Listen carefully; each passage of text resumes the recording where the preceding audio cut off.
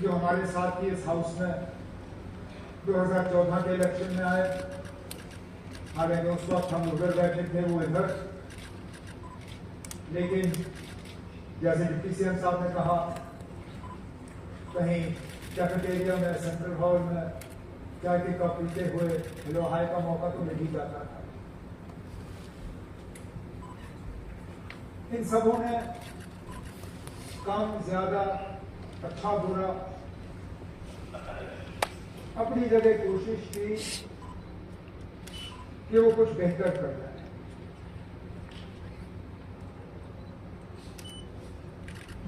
हम में से कोई ऊपर वाले की तरफ से भेजा हुआ फरिश्ता नहीं। जाने अनजाने गलतियां सबसे हो जाती हैं, हमसे भी होती। और इसलिए मैंने कहा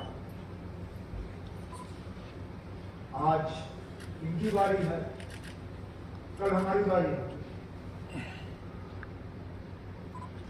कब वो हमें से किसी को नहीं मालूम, लेकिन इतना तो हम मान के चलते हैं कि इस दुनिया को कभी ना कभी हमने छोड़ के जाना है। ये हाउस होगा, यहाँ पर मेंबर होंगे, हुकूमत होगी, ऑपोजिशन होगा, इसी तरह हमें भी याद किया जाएगा।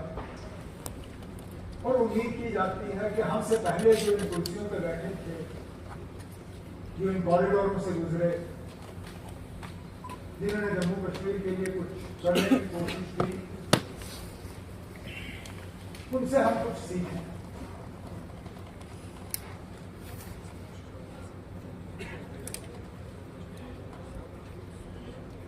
ज्यादातर इनमें वो लोग हैं, ज्यादातर क्या सारे, जिन्होंने कहीं ना कहीं इलेक्शन के जरिए सियासी पार्टियों के साथ जुड़ के लोगों की खिदमत की। सबसे ज्यादा तो सत्यपाल मलिक साहब मुख्तलिफ पार्टियों में रह के वो एमएलए भी रहे, एमपी रहे तो दोनों हाउस में, लोकसभा में भी, राज्यसभा में। उसके बाद अगर गवर्नर बने तो मुख्तलिफ रियासतों में। ऐसा भी नहीं है कि सिर्फ एक रियासत के गवर्नर। जब आपने लिस्ट पढ़ी तो उसमें कई रियासतों का आपने जिक्र किया जिसमें हमें शायद याद भी नहीं था। मुझे तो याद था कि वो जम्मू कश्मीर में रहे, फिर गोवा गए, फिर नॉर्थ ईस्ट गए। लेकिन उससे पहले जो आपने याद दिलवाया तो बिहार में भी रहे, और उसके साथ साथ शायद एडिशनल चार्ज उनको उड़ीसा का मरकज में वजीर के तौर पर उन्होंने काम किया।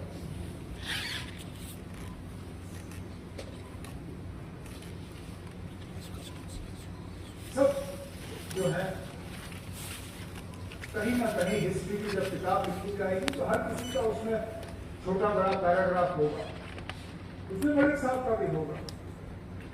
हमारी राय अलग हो सकती है, लेकिन इतना हम मान के चलेंगे उन्होंने जो किया उस वक्त बेहतर सोच के